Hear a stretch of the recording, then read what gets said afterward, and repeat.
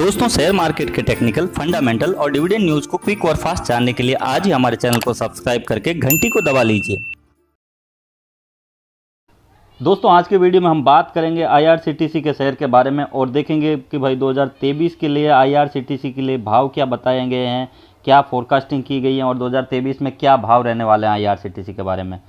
दोस्तों, आप सभी जानते हैं कि आईआरसीटीसी का एक मोनोपोली बिजनेस है जिसमें ये इंडियन रेलवे की टिकट बुकिंग और कैटरिंग का काम देखती है। वैसे तो क्वालिटी में बहुत बढ़िया स्टॉक है, लेकिन आज मैं आज के वीडियो में कुछ ऐसे फैक्ट बताऊंगा जिसमें आपको कॉशियस रहना है और कुछ ऐसे फैक्ट हैं जो मेरे को इसमें वीक दिखाई दे रहे हैं, वो आपको ध्यान में रखने हैं। दोस्तों, आज आईआरसीटीसी ने 902 के ऊपर क्लोजिंग दी है, लगभग 4% की तेज़ी दिख रही है। दोस्तों, आईआरसीटीसी के कुछ फैक्ट देख लेते हैं जो अपने डिसीजन मेकिंग को ईजी बनाएंगे।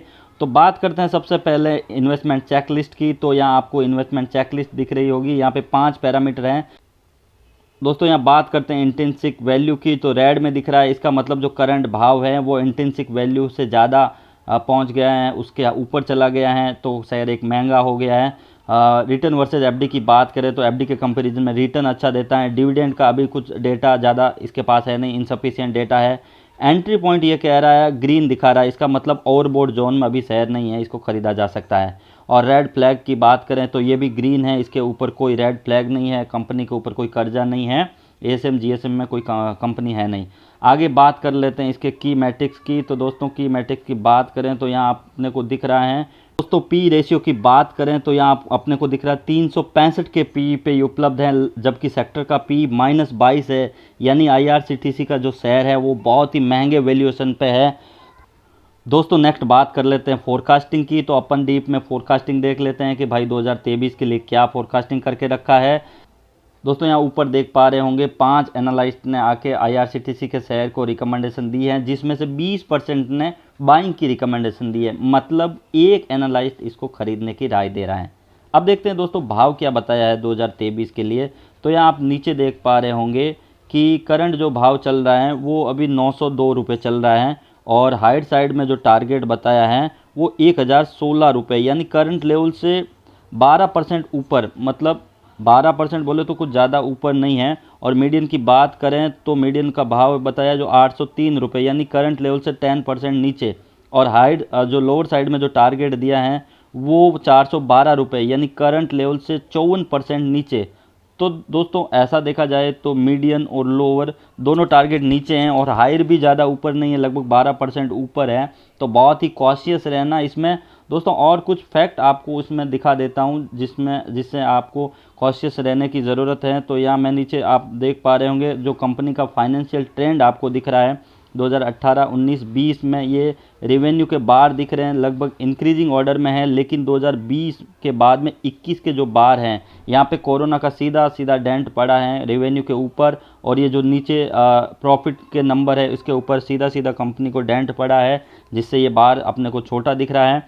और बात कर लेता हूँ कुछ और इम्पोर्टेंट फैक्टर के बारे में जिससे आपको कॉशियस रहना है, इनको देखना है। तो यहाँ देखो शेयर होल्डिंग पैटर्न की बात कर लेता हूँ मैं।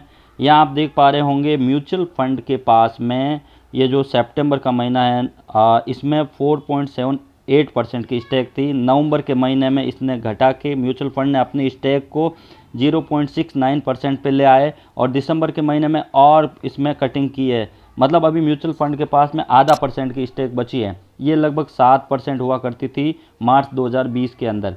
दोस्तों, आगे बात कर लेता हूँ एफआईआई डीआई के डेटा के बारे में। तो डीआई के डेटा की बात करें तो जून 2020 की बात करें तो लगभग 3.92% की स्टेक थी, जो घटा के ये 3% पे लाए और वापस 4%। दोस्तों, बात कर लेते हैं एफआईआई के डेटा की। तो यहाँ ऊपर देख पा रहे होंगे एफआईआई ने सीधा 7% स्टेक को पहले 5% पे ले आए और उसके बाद में दिसंबर 2020 में 2% की इसमें और इंक्रीमेंट किया है। दोस्तों, बात करते हैं रिटेल इन्वेस्टर की। तो रिटेल इन्वेस्टर में कंटिन्यूस जो स्टेक में है ग्रोथ दिख रही है। तो दोस्तों, म्यूचुअल फंड के बड़े बड़े दिग्गज एनालिस्ट ने 7% स्टेक को घटा के आधा % कर लिया है और रिटेलर इन्वेस्टर ने 13% स्टेक को 23% पे ले गए हैं और हो सकता है फ्यूचर में और भी इसके ऊपर ले जाएं।